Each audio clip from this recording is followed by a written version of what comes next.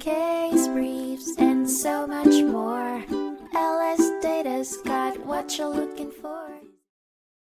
In the 1992 case of Shapiro v. Saybrook Manufacturing Company, the United States Court of Appeals for the 11th Circuit tackled the issue of cross-collateralization, a controversial form of Chapter 11 financing. The Shapiros, unsecured creditors, argued that cross-collateralization of pre-petition debt with unencumbered property from the bankruptcy estate was not authorized under the Bankruptcy Code Section 364. The dispute arose during the bankruptcy proceedings of Saybrook Manufacturing Company and its related companies. Manufacturers Hanover, owed $34 million by the debtors, agreed to lend an additional $3 million for reorganization.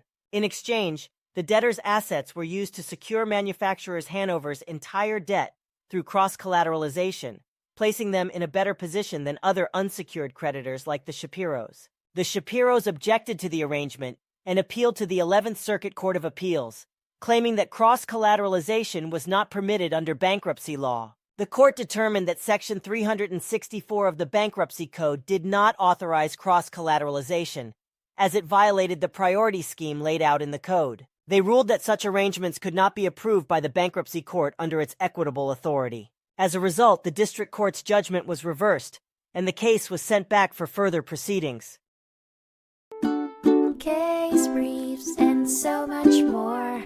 LSData's got what you're looking for. Visit lsd.law, elevate your mind. Leave the stress of class.